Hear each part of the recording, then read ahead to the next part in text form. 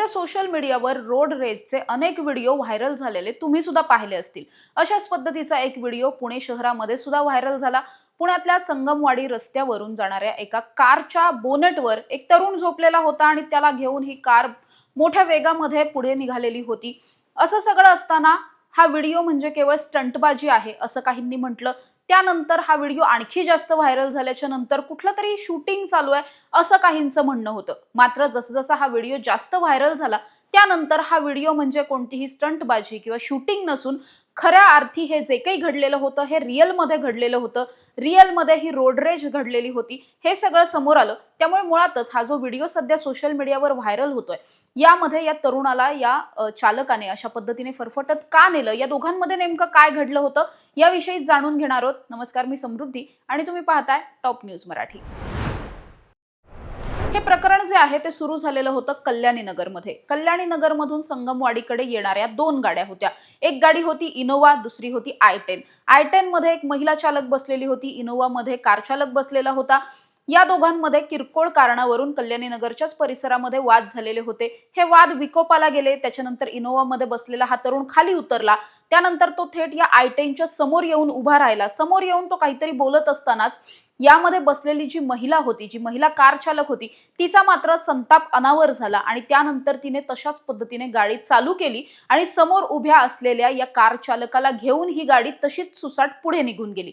ज्यावेळी ही गाडी पुढे गेली त्यानंतर अर्थातच गाडीच्या समोर उभा असलेला हा जो तरुण आहे तो बोनेटवरती झोपला आणि बोनेटवर झोपलेल्या या तरुणाला घेऊन या महिला चालकानं तब्बल 2 किलोमीटर पर्यंतचं अंतर कापलं।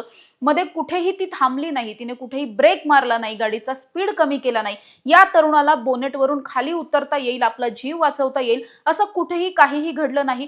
काही मिनिटांनंतर जवळपास 2 किलोमीटरचं अंतर पार केल्याच्या नंतर ही गाडी कल्याणी नगरमधून संगमवाडीच्या दिशेला लागली। त्यावेळी रस्त्यावरती ट्रॅफिक तसं कमी होतं, गाड्या कमी होत्या आणि जेव्हापासून हे सगळं सुरू होतं रस्त्यात अनेकांनी हा सगळा थरार पाहिलेला होता। मात्र नेमकं काय घडलंय, कशामुळे हा तरुण बोनेटवरती चढलाय हे कुणालाच माहित नव्हतं। त्यामुळे ही गाडी अडवण्याचा प्रयत्न सुद्धा कुणीच केला नाही। अनेकांनी केवळ बघ्याची भूमिका घेतली।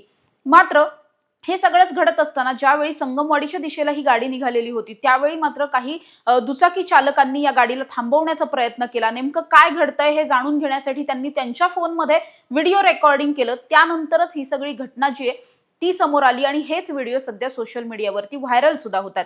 ज्या तरुणांनी हा सगळा प्रकार पाहिला, व्हिडिओ काढला, त्यांनी या कार चालक महिलेला थांबवण्याचा प्रयत्न सुद्धा केलेला होता। मात्र ही महिला कुठल्याही परिस्थितीत थांबण्याच्या मनस्थितीमध्ये नव्हती। मात्र काही अंतर पार केल्याच्या नंतर तिनं ब्रेक दाबला। ब्रेक दाबल्याच्या नंतर हा तरुण थेट रस्त्यावरती खाली पडला आणि पुन्हा ही गाडी सुसाट निघून गेली। सुदैवानं खाली पडल्याच्या नंतर ही गाडी त्याला कुठलीही दुखापत न करता पुढे निघून गेली होती। मात्र इतक्या मोठ्या अंतरासाठी तो या बोनेटवरती होता, त्यामुळे मुळात तो घाबरलेला होता। खाली पडल्याच्या नंतर त्याला किरकोळ दुखापत झालेली होती। असं सगळं असतानाच त्या परिसरामध्ये त्या दिवशी व्हीआयपी पोलिसांचा बंदोबस्त होता, म्हणजे व्हीआयपी ताफा तिथून जाणार होता आणि त्यामुळे पोलीस बंदोबस्त तगडा होता।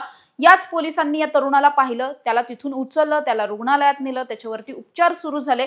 त्याचा हात वगैरे फ्रॅक्चर असल्याची आणि किरकोळ दुखापत झाल्याची माहिती समोर आली। मात्र या महिलेनं अशा पद्धतीनं तरुणाला 2 किलोमीटर पर्यंत फरफटत का नेलं, असं या दोघांमध्ये काय झालेलं होतं, कोणत्या कारणावरून हे सगळे वाद झालेले होते याविषयीची कुठलीही माहिती अजून तरी समोर आली नाहीये। मात्र दुसरीकडे ही महिला नेमकी कोण होती, ती कुठून निघालेली होती, तिच्या गाडीच्या नंबरवरून असेल किंवा इतर काही सीसीटीव्ही कॅमेऱ्यांचे फुटेज वगैरे चेक करून ही महिला कोण होती तिच्यापर्यंत पोहोचण्याचा पोलीस आता प्रयत्न करताना पाहायला मिळतात। मुळातच पुणे शहरामध्ये प्रचंड ट्रॅफिक सध्या असलेलं पाहायला मिळतं। किरकोळ कारणावरून अनेकदा वाहन चालकांचे वाद होत असतात, कधी गाडीला कट लागलेला असतो, कधी ओव्हरटेक करायचं असतं, अनेक कारणं असतात। या कारणांवरून अनेकदा टू व्हीलर्स असतील किंवा फोर व्हीलरचे चालक असतील यांच्यामध्ये वाद होताना पाहायला मिळतात। मात्र हे वाद तिथेच न संपता जर अशा पद्धतीने एखाद्याच्या जीवावरती हे सगळं बेतत असेल किंवा एखाद्याला समोरच्याला 2 किलोमीटर पर्यंत फरफटत नेणं अशा पद्धतीने जर कुणी करत असेल तर कायदा आणि सुव्यवस्था आहे की नाही, पोलिसांचा धाक आहे की नाही आणि मुळात 2 किलोमीटर पर्यंत जर हे सगळं सुरू होतं तर बघ्याची भूमिका घेण्यापेक्षा कुणीही मध्ये येऊन या सगळ्याला थांबवण्याचा किंवा या तरुणाला वाचवण्याचा प्रयत्न का केला नाही, असे अनेक प्रश्न सध्या निर्माण झालेले पाहायला मिळतात। अशा ताज्या आणि महत्त्वाच्या बातम्यांसाठी तुम्ही पाहत राहा टॉप न्यूज मराठी, आपला महाराष्ट्र, आपली बातमी। आता जोकासू एसटीपी या अत्याधुनिक जॅपनीज तंत्रज्ञानाने सुसज्ज, quick installation, energy efficient, noiseless blowers, low maintenance या आणि अशा वैशिष्ट्यांनी परिपूर्ण जोकासू एसटीपी तंत्रज्ञान प्रकल्प उभारणीपासून ते विक्री पश्चात समाधानकारक सेवा देणारी, भारताबरोबरच परदेशात देखील प्रकल्पांची यशस्वी उभारणी करणारी company Deccan water treatment private limited.